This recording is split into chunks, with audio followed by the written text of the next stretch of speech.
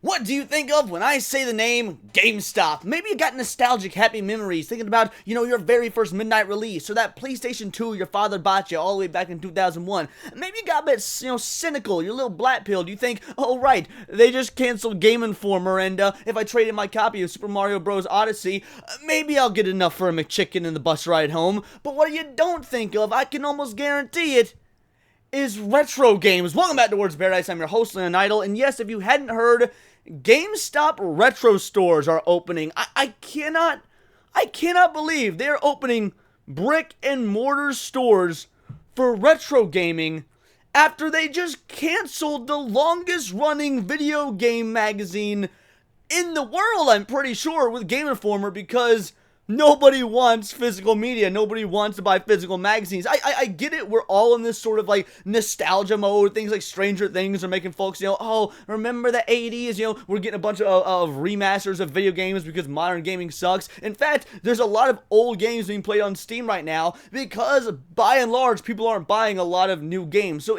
in theory, I get the appeal. Retro gaming is becoming a big thing. It's coming back in a big way.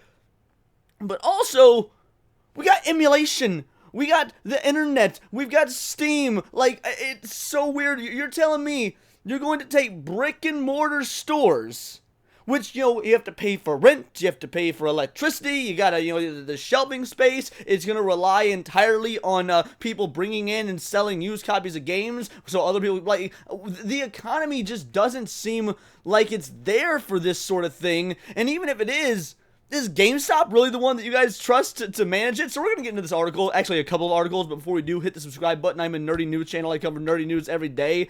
And while I want to love this idea, it honestly seems kind of absurd. GameStop retro stores are starting to open across the United States. As the name suggests, GameStop Retro deals in retro games. To this end, it has NES, SNES, Game Boy, Game Boy Advance, N64, DS, GameCube, Wii, Wii U, PS1, PS2, PS3, PS Vita, Xbox, Xbox 360, Sega Dreamcast, Sega Saturn, and Sega Genesis games.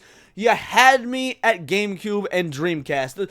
Objectively, the two greatest video game consoles of all time. You telling me that I can walk into a GameStop Retro and I can find me a copy of Evolution? I can find me a copy of the original Phantasy Star Online, of goddamn Crazy Taxi? Alright, you might be onto something. But again, who is this for? Like, we've got eBay or Amazon.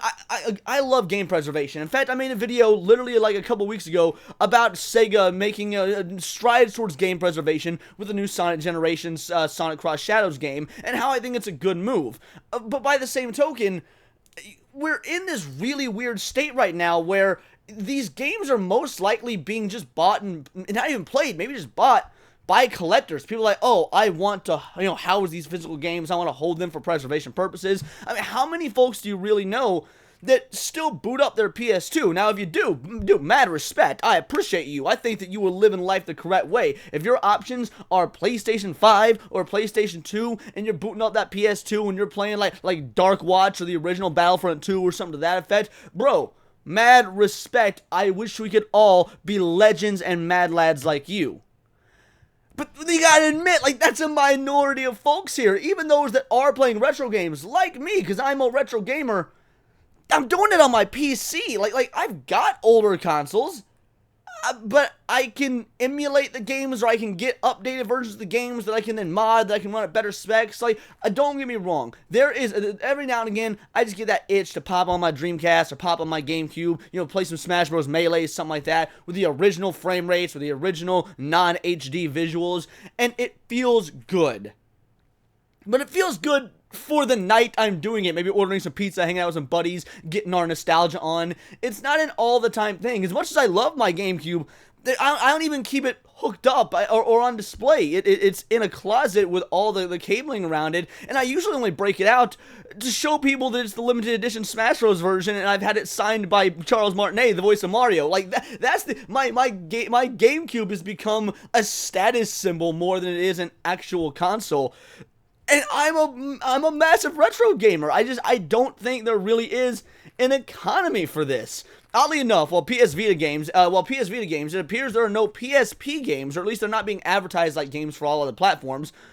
I can kind of understand why. Does anybody really remember the PSP aside from, oh right, it had that Daxter spinoff and it lost brilliantly to the DS at the time? Like, yeah, I can't say much. They're apparently selling Sega Saturn games. I can't throw too much shade at the PSP. At least they're not being advertised like games for other platforms. In addition to games, though, it's also selling hardware related to all these platforms as well. For example, right now, they have Nintendo Wii Console Blue Color on sale for $69.99. Now, that's not bad. I'm gonna be real. Like, don't get me wrong. You can go on, like, Facebook Marketplace, things like that, and you can find a Wii for, like, $30.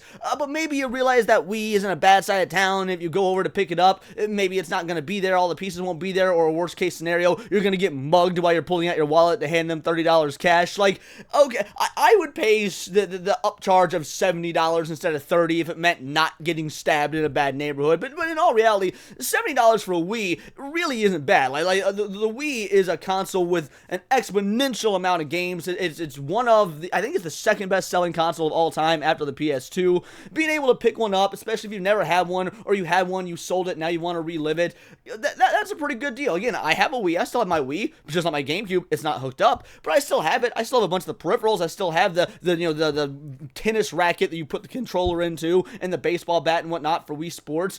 So I get the market is there, but is there a market big enough to make entire brick and mortar stores around it and brand yourself as GameStop Retro, especially when GameStop already doesn't have that great of a name in the gaming space in the 2020s. Like GameStop nowadays is just Hot Topic with colors. You go in there and they've got video games, but you're buying fucking pop figures and t-shirts and action figures, and you're like, oh, look at these $3.99 Dragon Ball Z socks that are on clearance. I may as well pick them up while I'm scrolling through, while I'm just out and about, at the mall shopping or whatever. I don't see a sustainable business model here, especially considering they've all but confirmed people don't care about retro stuff with the axing of Game Informer. Meanwhile, they also have Nintendo GameCube controllers for sale for $24.99. Also not a bad price. So I go to a lot of my local game shops, like the mom and pop places that sell used video games, used video game peripherals. We actually have a few of those in my city because I live in a place that's awesome. And GameCube peripherals are fucking expensive. I ain't even gonna lie. So $25 for a GameCube controller. Granted, that's a quarter of what the GameCube actually costed. I mean, the GameCube, I remember when it was $99.99, but again, we're talking about collectors here. People want to play Smash Bros with that classic controller. They want to just to feel that nostalgia. They're getting harder to find. They're a more limited supply. Maybe especially ones that are in good working condition. So again, I find that the pricing is actually pretty fair. But are there other people besides my dumbass who will pay for it? Details beyond this are currently quite scarce. There is a store locator at the official GameStop website that will tell you how close the nearest GameStop Retro is to you. The radius of the store locator is 100 miles, so if there are none within 100 miles, nothing will pop up. Now, I did, before recording this, go to the website, and I was like, you know what, I'm going to see if there's any near me. There's one 2 miles away. Again, I live in a pretty cool city. Like, it starts off, you can choose the mile radius. The smallest radius they have is 30 miles. So, like, alright, let's see if there's a GameStop Retro within 30 miles of me.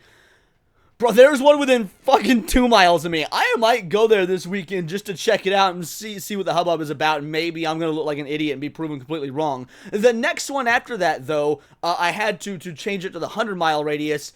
It's in a whole nother state about 2.5 hours away. So yeah, this is not going to be a massive project for very obvious reasons. Everything I've been talking about, brick and mortar stores, having to pay employees, having to pay utilities, things like that, having to pay rent on these brick and mortar stores. Like, it's very clearly, this is a niche thing. So I'm sure their marketing team has gone in, done the research to find out where it will be the most profitable, how many stores they should have. But again, there's 2 of them within 100 miles of me.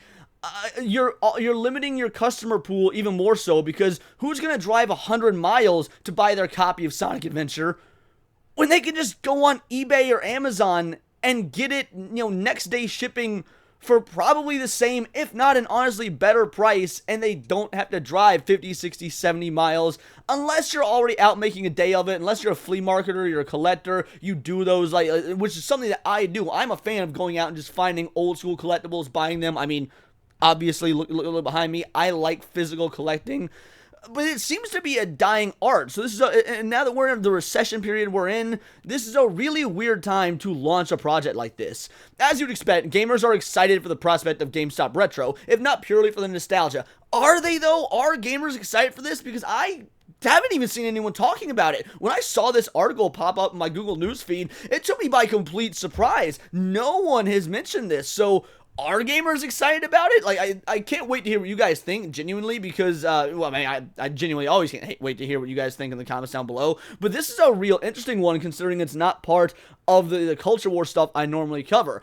Here we have someone on X who said, hell yes, love to see this. I mentioned a while back on my stream many months ago, they really need to be tapping into the retro market. It's booming lately for old games. Great move, fellas. Reads one comment on GameStop's announcement post for GameStop Retro. They are so back. Reads another comment.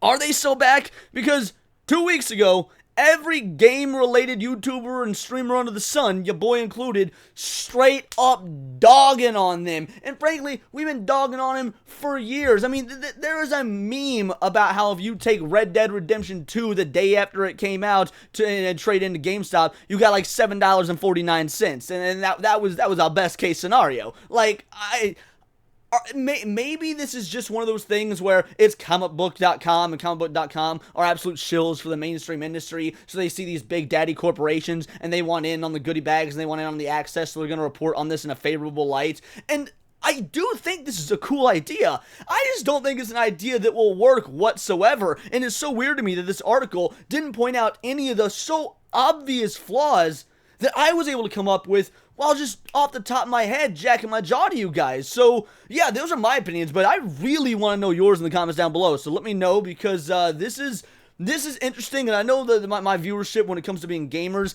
is vast, so I think that maybe I could be an idiot, you all could be like, Leon, you're fucking retarded, this is awesome, and clearly I will just have not understood the need and the want for this. So yes, definitely let me know in the comments down below, hit that subscribe button. I'm a nerdy news channel, not always covering video games, anime, movies, music, Magic the Gathering, you name it. Check me out on Instagram at wordsofparadise_Leon, and become a member for $4.99 a month. You can join the Discord, choose the articles I go over on a day-to-day basis, choose the videos I react to on my Friday night live streams, and of course get involved with over 80 other vital idols. We are a bright, beautiful, glowing, vibrant community that I cannot wait to grow even further, because we do care about diversity, but only one kind of diversity of thought. So if that's interesting to you, join the Discord, hit subscribe, and until next time, it is all here in the Nerdosphere. This has been Words of Paradise.